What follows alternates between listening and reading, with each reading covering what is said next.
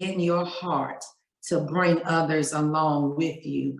And so not only will you continue to be a successful entrepreneur, but you're going to begin to see in the days, the months, and the seasons to come that you are an empowerment entrepreneur. And the keys, because successful people are always leaving clues and keys.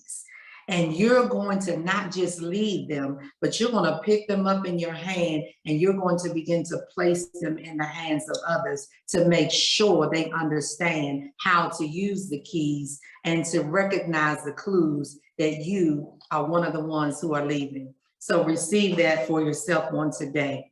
And we just celebrate you. Thank you for being a woman of vision. Thank you for being a fearless a person to come out and to step out and do what it is that you hear on the inside for yourself to do.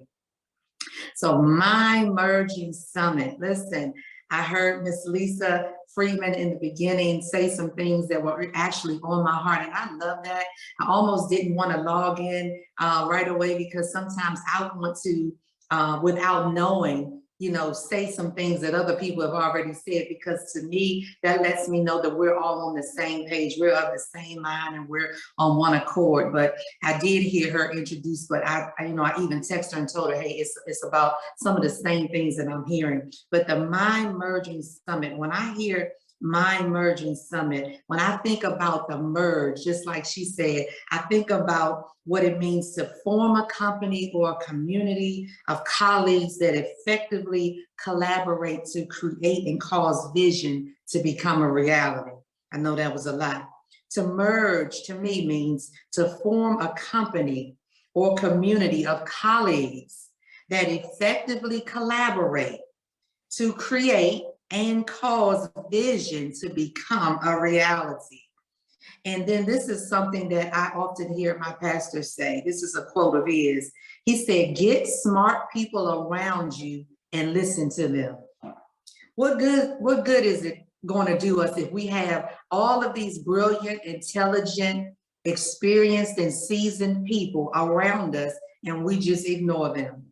But thank goodness, Lori Sales is listening and collaborating with a team of people who have like mind and like vision and want to go after everything that they've been purposed to do. The mind, you know, today we're going to be talking about the mind. The mind is a vital and intricate component to every success or failure that we will ever experience in life. The mind. Our lives will follow the pattern or path of our most dominant or consistent thoughts. So if you think you can, you're probably right, and you will. But guess what? If you think you can't, you're probably right too, and you probably won't. Because our life is designed to move towards whatever it is that we continually or consistently think about. Whatever you and I focus on is going to get bigger and bigger and bigger. If we splatter a little bit of water on our blouse, forget the fact that the whole blouse is pretty and attractive. All we will draw our attention to is that one little spot that nobody else sees but us anyway, but it will become magnified to the point where it can become a distraction to what it is that you are about to present, because you're so focused on the one thing that no one else may even see. Our thinking is often unthought about. Did you hear what I said? Our thinking, do you know our thinking is often unthought about? Sometimes we just don't think about what it is that we're thinking about. And subsequently, we continue to think about the same thing. And I heard this, it's been scientifically proven, listen to this, that the more we think a certain way about something, the easier it is to repeat that particular thought. That thought then, or that perception, right, then unconsciously becomes your default setting as it relates to that thing. So much so that even when new information is introduced about that thing that you've been thinking about, you reject it. You can clearly see that there's new information that may trump what it was that you previously thought, but because you've been so used to thinking that way about yourself, about your skill set, about your education, about your looks, right? You will still say or see what it is that you think, not what others think. How often have we seen celebrities that are just physically beautiful and attractive, but no matter how much society or people compliment these individuals and tell them how beautiful they are, they will go on interviews and say how insecure and unattractive they feel, because our thoughts about them cannot supersede the thoughts that they have about themselves. I want to share this story with you. This is a story that I heard some years ago, but it speaks so loudly to me about the power of our thoughts. Listen to this story. There were two shoe salesmen that had formed a partnership in business. Through this collaboration, they were attempting to break into different markets with their shoe collection. They were both exposed to a particular region that had not yet been tapped into. So they decided to travel there, right? To this rural, untapped region. And once they both arrived, they both made an amazing discovery. They discovered that the people that lived in this region that they had just traveled to for this business opportunity did not wear shoes. So one of the salesmen called back to the home base and he said, this trip was useless. This was a total waste of time. This was a complete dud. Who told us to come out here? Nobody here wears shoes. I'm coming back home. The other salesman called back to home base and said, OMG, SMH, hip hip hooray. I have hit the jackpot. Thank you for sending me out here. I'm about to be filthy rich. Nobody here wears shoes. Send all the shoes that you can possibly send because we have struck it big.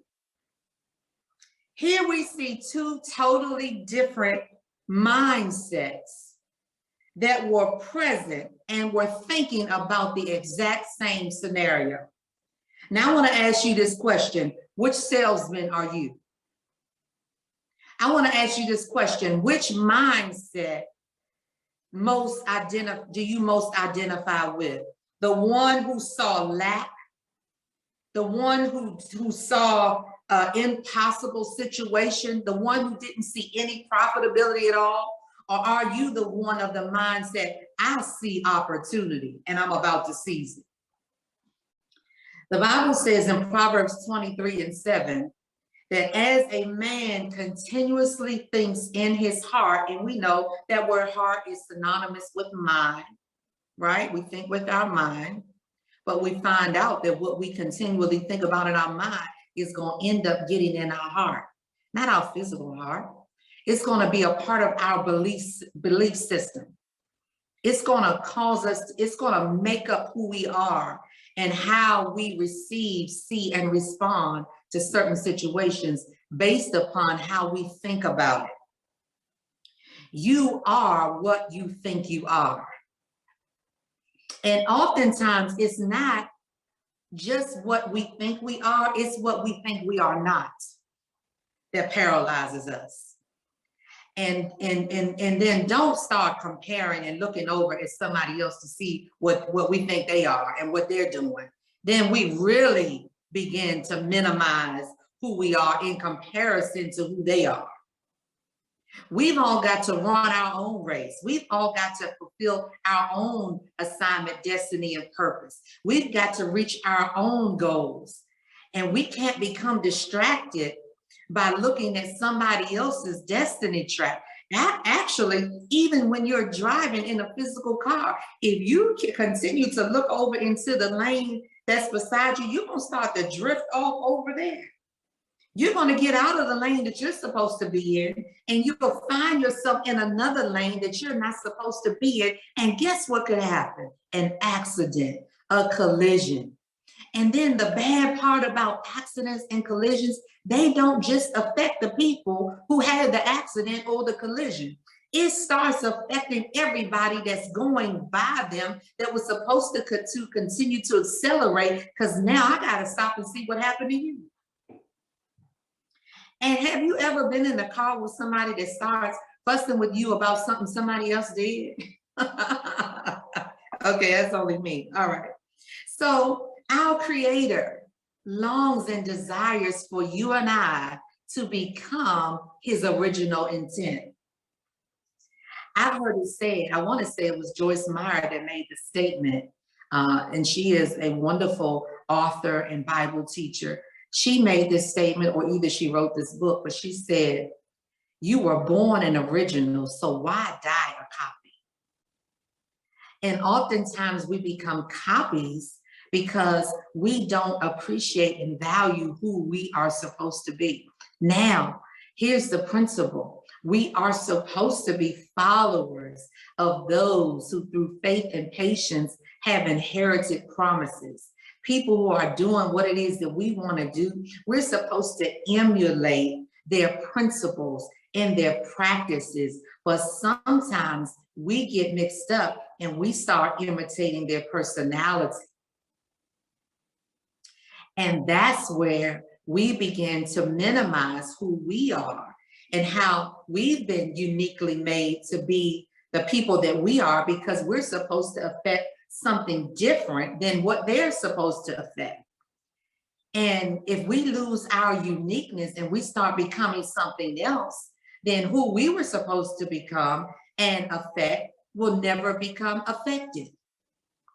And so we've got to make sure that we learn how to manage our mind. I found out that thoughts have the ability to capture you. Did you know that you can be held captive by a thought? Did you know that you can think about your day and become tired before you ever lift a pen? You haven't done one thing, but you're thinking about everything that you have to do, and you're not thinking about it as it relates to having a strategy. You're not thinking about it as it relates to prioritizing, right? You're thinking about it in relation to, oh my God, I can't believe I have all this stuff I got to do today. And you begin to just think, and you begin to think, and you become exhausted, and you haven't even done the first item on your list. So that's why management of our mind is so important, because our mind is a key factor. So we can become captured by our thoughts. So listen to this. If we have the ability to be captured by our thoughts, then we also have the ability to capture our thoughts. If our thoughts can hold us captive, right? If our thoughts can imprison us and paralyze us from moving forward, right? We think about when we tried something before and it didn't work. And instead of welcoming and seeing and seizing the new opportunity, like the salesman that called, he saw opportunity. All we see is lack, and we see failure. And we think about how we tried this before. And we think about the statistics. We start Googling and we start finding statistics of everybody who tried to do this and start this company and stay in their relationship, and none of them were successful. And we feel and we inundate ourselves with all of that bad, negative information, all of those bad vibes. And then we begin to think and mull and ruminate on those things. And guess what? We are developing our own sabotage. We're sabotaging our own selves by those paralyzing negative thoughts. So we have to capture those thoughts. Listen to this statement right here. Did you know that the lifespan of a thought is determined by the time and the attention that we decide to give it? Do you know you determine how long a thought will live inside of your head? That's why the Bible talks about in 2 Corinthians chapter 10, he says, when we get negative thoughts, he says, cast those thoughts down. Don't sit there and entertain those thoughts. Don't invite those thoughts to dinner and sit around at the table and entertain those thoughts and say, now, what did you say negatively to me again? What did you want me to think on? We're not going to do that. We have to understand that that thought will exist in our mind according to the amount of time and attention that we decide to give it. Do you know that there are people still in captivity from a thought that their fourth grade teacher said to them, and they're 40? And if you have a talk with them about why they're not moving forward, why they're not successful, they'll bring up their fourth grade teacher and how they will never forget what she or he said to them. Because the lifespan of that thought has been determined by the time and the attention that that individual has decided to give it. How much weight are you giving to negative thoughts? To say that you can't, you know, the society right now, what's going on in the economy is going to affect you. And this is not the time to go after your dream. This is not the time to take the risk. This is not the time. Sometimes, yes, that is a voice of wisdom. Sometimes it's the voice of fear. And we have to know the difference, right? So managing the mind is very important. And I want to tell you why, another reason why it's so important, because there is a crime, C-R-I-M-E. There is a crime being committed every single day, and it's happening right behind our eyes and even inside our head. Do you know what this crime that's happening is? It's called identity theft. The crime that's happening behind our eyes, the crime that's happening inside some of our heads, right? We've all been there. We've all been tempted to be a victim of this crime. It's called identity theft. The enemy is after your identity. Society is after your identity. Bad relationships, abusive relationships, failed attempts at whatever it is that you've been trying, it's all coming after your identity. Identity theft, in its most simplistic explanation that I can give you, is when someone else assumes your identity to gain access to what belongs to you. Did you hear that? Identity theft, in its most simplest explanation, is when someone else assumes your identity and gains access to what belongs to you. I don't want anybody gaining access to what belongs to me. I'm supposed to be the possessor and the owner of everything that my Creator has planned and destined for my life. I don't want to forfeit that by giving someone else my identity. Our enemy's worst nightmare is this, is that you and I will discover and become who God has made us to be. And listen, not just be who God has made you to be, and do what He has purposed and gifted you to do. Some of us are just innately gifted to do certain things. We have such a passion. We have been trained. We have all of the wherewithal to do certain things. And the only thing that's stopping us is our thinking. In Lori's book, As My Leaders Go, So Do I, she gives her amazing story about her journey. And as I reread it, I could clearly see with crystal clarity, right, with 20/20 vision, that the purpose of the thoughts of confusion that she was having at that point in her life, the purpose was only identity theft.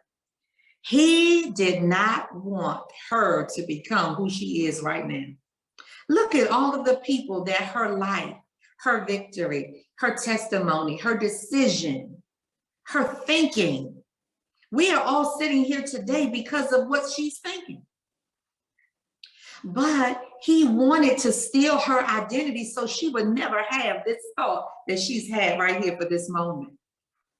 What is he after with you as it relates to you?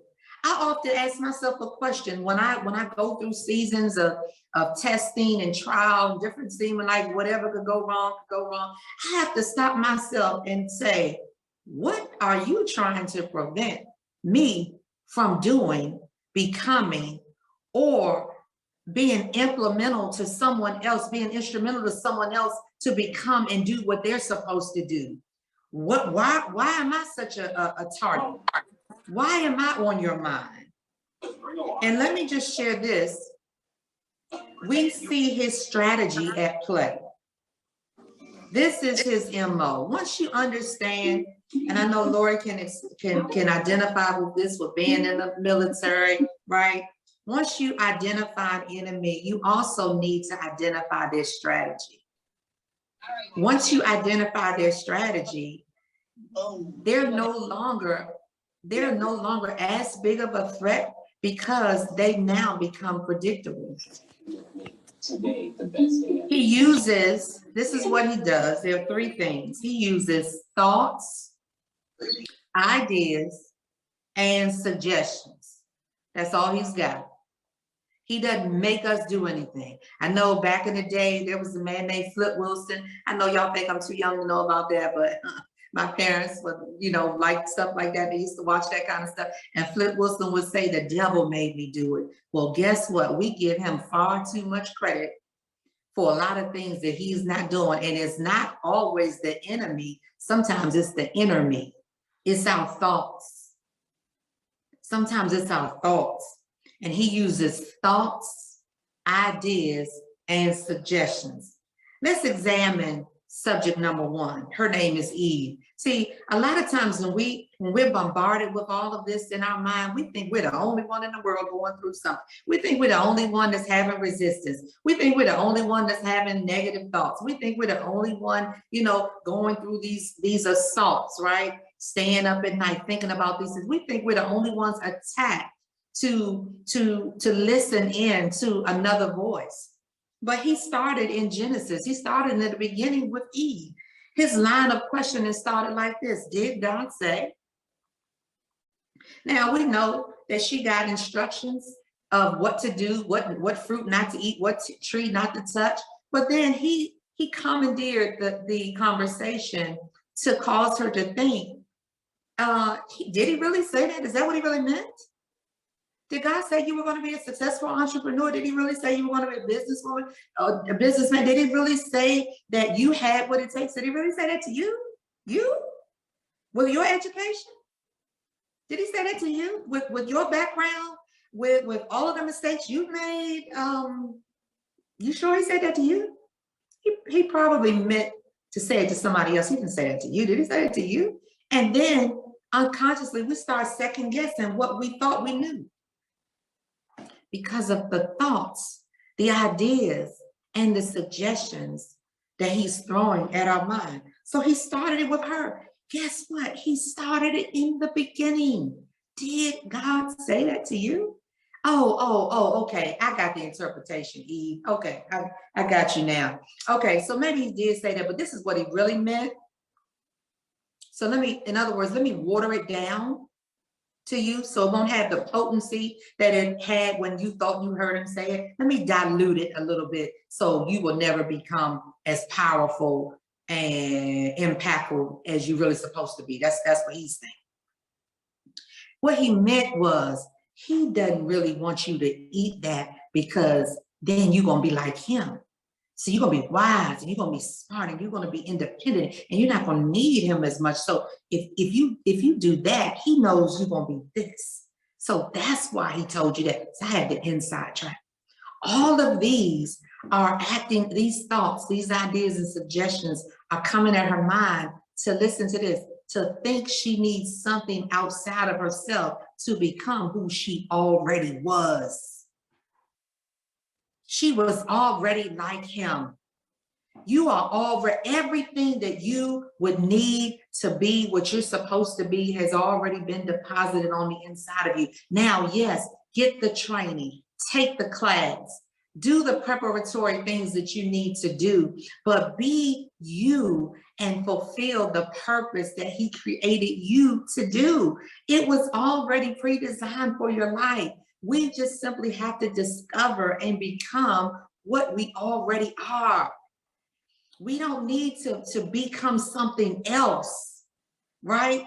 To achieve what it is that he wants us to be. We don't have to imitate someone else's personality. We don't have to sound like them. We don't have to walk like them. We just have to imitate the principles, the practices, right?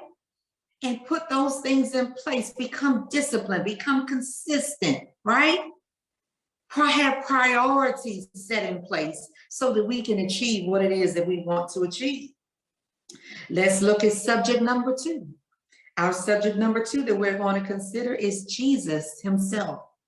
Here he was being tempted in the wilderness after completing 40 days of fasting. Do you not know that a lot of times, the times when you will have all of these different thoughts and negativity and mind games going on is when you're feeling vulnerable, when you may be physically tired. He had just completed a 40-day fast. We know if we fast 4 days, how we feel, right? Imagine a 40-day fast.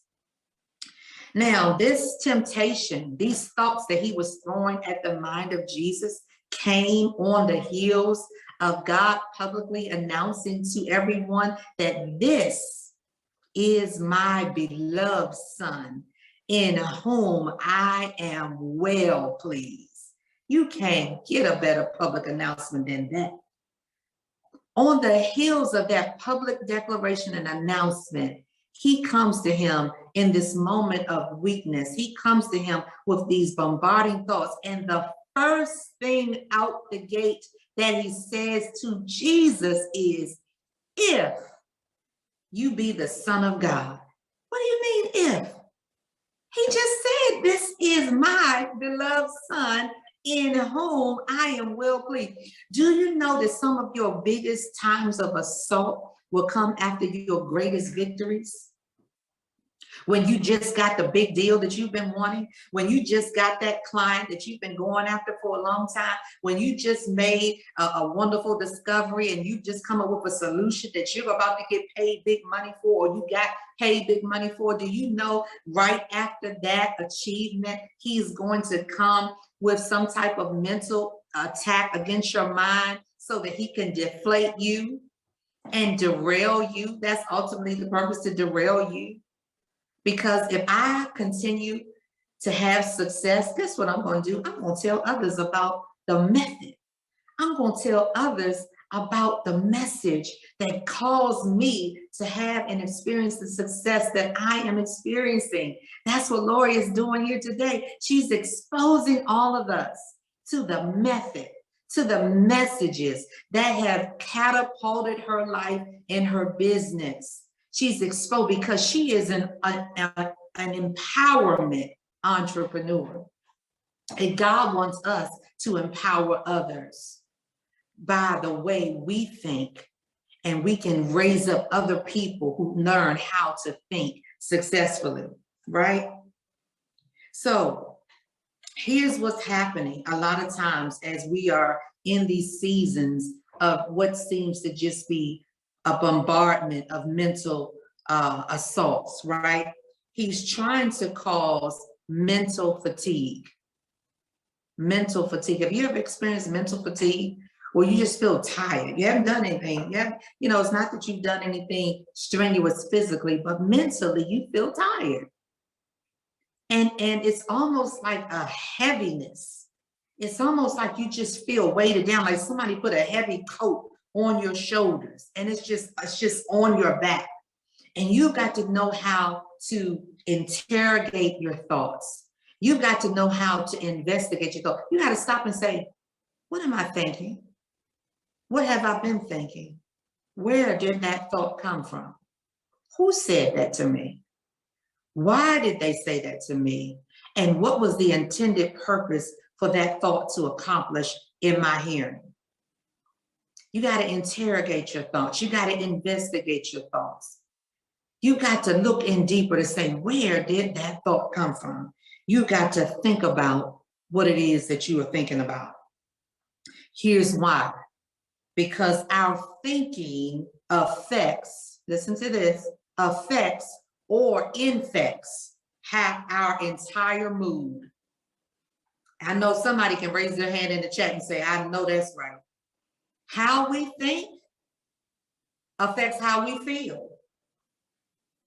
How we think affects how we feel, and how we feel affects how we're gonna move, or if we're gonna move, or if we're gonna stay right where we are. When I think about thoughts, ideas, and suggestions in the negative way, I thought about an acronym and I looked at it backwards. Really, if you reverse it, suggestions, idea, and thoughts, sit,